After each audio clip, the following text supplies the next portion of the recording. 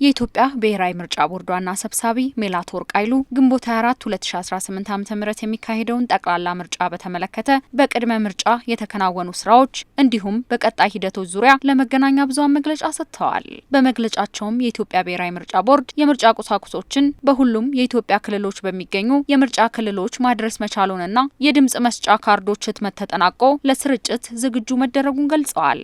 አሁን በምንነጋገርበት ወቅት ሁሉም የድምጽ መስጫ ወረቀቶች ወደ ሀገር ውስጥ ገብተው ታሽገው አልቀው ምናልባት ከ20 ከ23 እዚሁ አካባቢ ካሉ ምርጫ ክልሎች ውጪ በሙሉ ወደ ምርጫ ክልሎች ተልከዋል። ቦርዱ ምርጫውን ለማካሄድ ሰፊ ቅድመ ዝግጅት ማካሄዱን የገለጹት ዋና ሰብሳቢዋ ይሁንና አንዳንድ የጸጥታ ችግሮች ባለባቸው በአማራ ክልል 8 የምርጫ ክልሎች እንዲሁም በትግራይ ክልል 38 የምርጫ ክልሎች በመጪው ሰኞ ግንቦት 24 የሚካሄደው ምርጫ እንደማይካሄድና አስቻይ ሁኔታዎች ሲኖሩ በቀጣይ እንደሚካሄድ ተናግረዋል።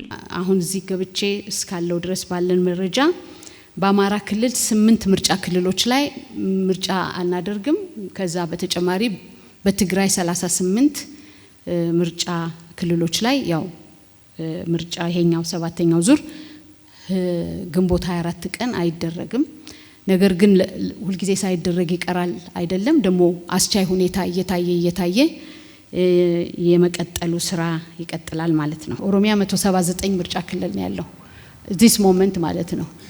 ስለዚህ የ179 ምርጫ ክልል ላይ ምርጫ እናደርጋለን። በዚህ መሰረት ቦርዱ ተዘጋጅቷል። በመራጮች ምዝገባ ሂደት በአማራ፣ በኦሮሚያ፣ በሶማሌና በቤኒሻንጉል ጉሙዝ ክልሎች በአንዳንድ አካባቢዎች አግባብ ያልሆኑ አሰራሮች መስተዋላቸውን ቦርዱ በማረጋገጡ ሙሉ ምዝገባው ተሰርዞ መራጮች በምርጫ ቀን ተመዝግበው መምረጥ እንዲችሉ መወሰኑን ገልጸዋል። ለምሳሌ በአማራ ክልል ግምጃ ቤት የሚባል ምርጫ ክልል ላይ ልክ በቪዲዮ ሲደርሰን መረጃው እዛው ነው ያስቆምነው፣ ምርጫ ጣቢያውን እዛው ነው ያዘጋ ነው። ሶማሌ ሰገግ ምርጫ ክልል ላይ እንደዚሁ በማስረጃ ሲደርሰን አስቆመናል። ስለዚህ የምናደርገው እርምጃ ምንድነው? የተደረገው ምዝገባ ካንስል ነው የምናደርገው። በድምጽ መስጫ ቀን መራጩ ድምጽ ላይ መሰጥ ሲመጣ እዛው እየመዘገብን ነው እንደ አዲስ ተመዝጋቢ ያ መራጮች ምዝገባ በሙሉ ዲስካርድ ተደርጎ ማለት ነው። ከዚህ በተጨማሪ በተለይ በሶማሌ ክልል ደግሞ የቀረቡ የተለያዩ ጥቆማዎች ስለነበረ ቲም ልከናል። በቲሙ መሰረት ማጣራት ተደርጎ ሰነዶቹ መተውልን አይተን በዚህ ላይ ቦርዱ ውሳኔ ሰጥቷል። ስለዚህ ክልሎቹን በተመለከተ በአማራ ክልል፣ በኦሮሚያ ክልል፣ ሶማሌ ክልል አለ። ለምሳሌ 9 የፖለቲካ ፓርቲዎች የነበሩበት ቡድን በቤንሻንጉል ጉሙዝ ሄዶ ሲያደርግ ማጣራት እነሱም ያገኙት ኢሬጉላሪቲ ነበረ።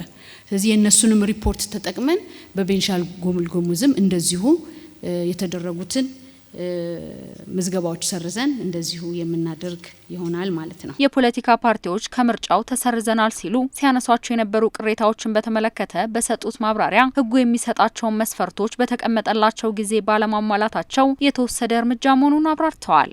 አንድ እጩ ለመሆን 3 መስፈርት መኖር አለበት። አንደኛ በዛ እወዳደርበታለሁ ባለው ምርጫ ክልል 1 አመት ቢያንስ መኖር አለበት።